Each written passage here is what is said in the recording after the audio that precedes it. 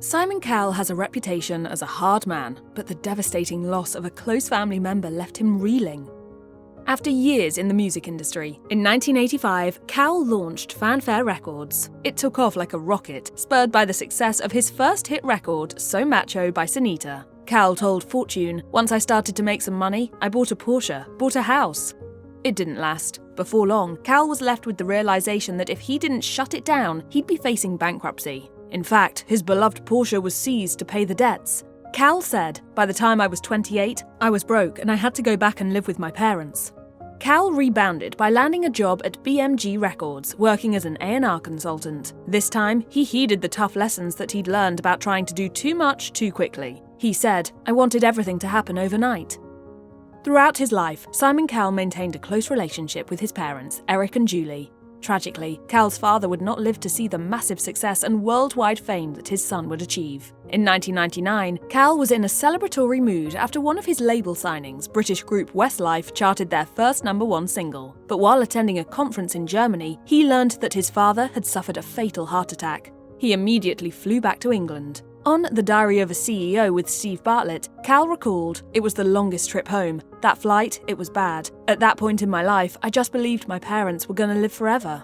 In 2015, Cowell suffered another loss when his mother, Julie Brett, died at age 89. He said that it hit him hard as he had, quote, "the most amazing relationship with his parents. When I lost my mum, it was the most devastating thing that ever happened in my life. It was as bad as things could possibly be."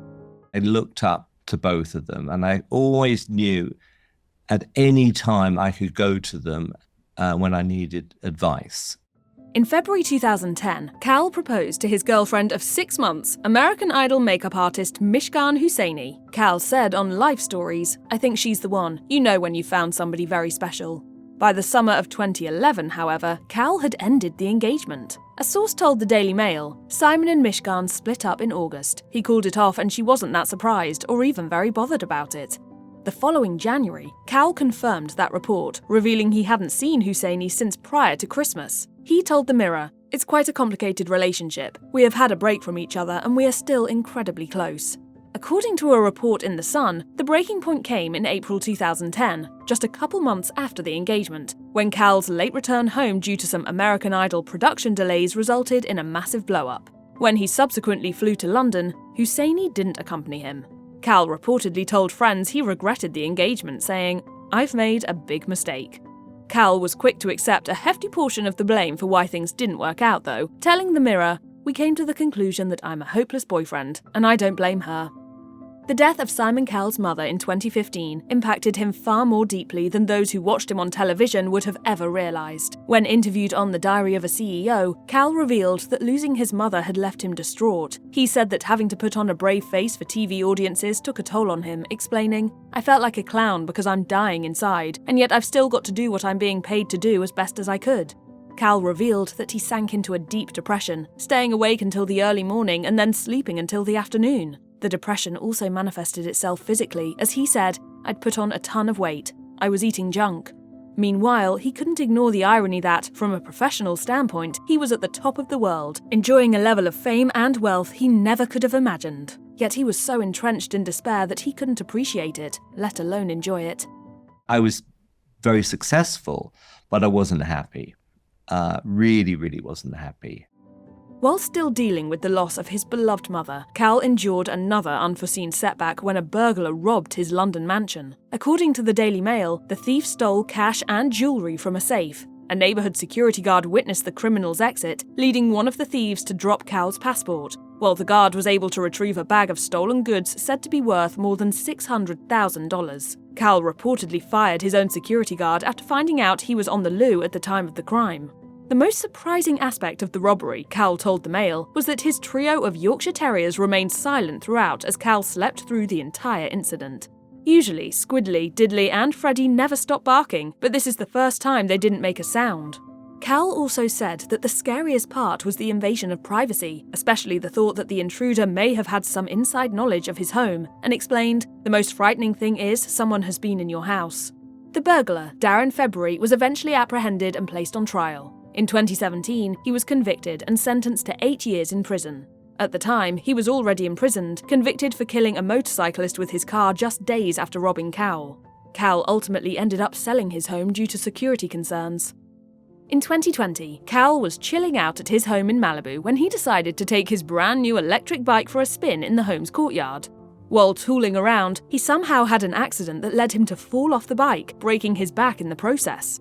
The injury was severe. The New York Daily News reported he required a 6-hour surgical procedure that included inserting a metal rod in his spine. Cowell managed to keep his spirits high, judging from a tweet he issued shortly after the accident. Some good advice: if you buy an electric trail bike, read the manual before you ride it for the first time. In an interview the following year, after he'd recovered, Cowell admitted that he'd been lucky, telling Extra, "It could have been a lot worse. When I saw the X-ray, I really nearly smashed my spine to pieces, so I literally wouldn't have been able to walk."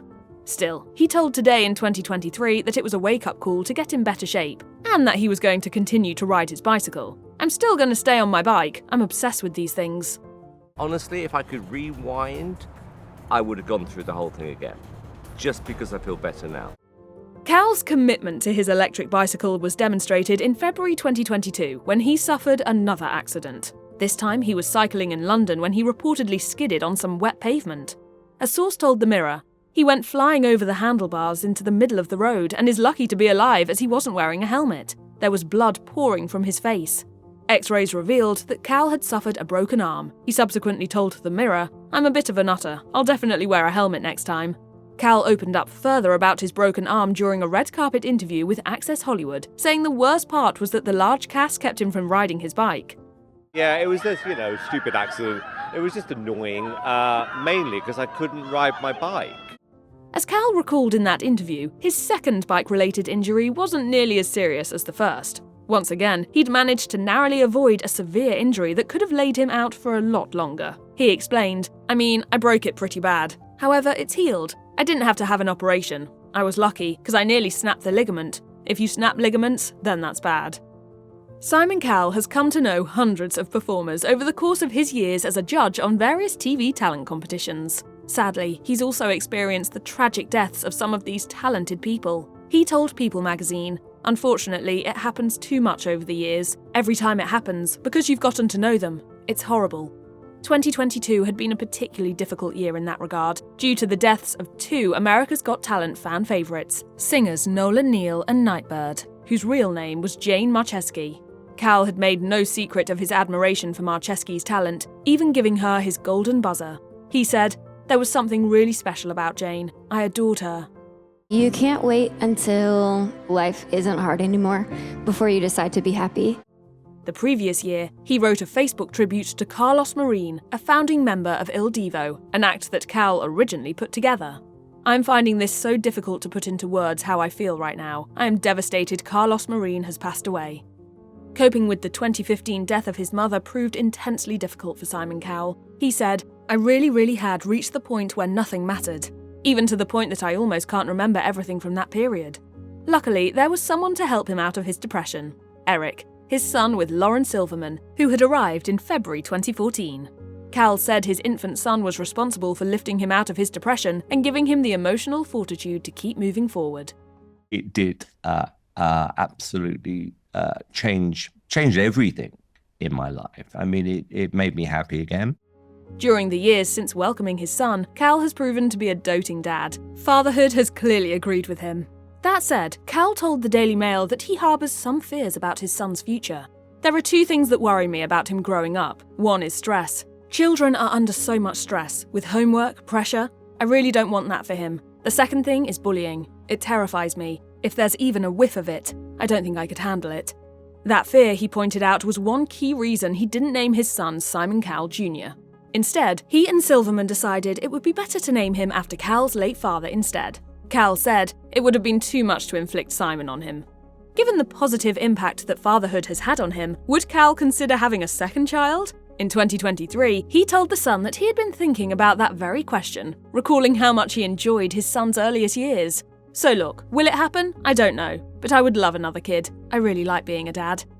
In late 2022, a post began making the rounds on social media that shocked Cowell fans, as it seemed to be a news post announcing that he had died.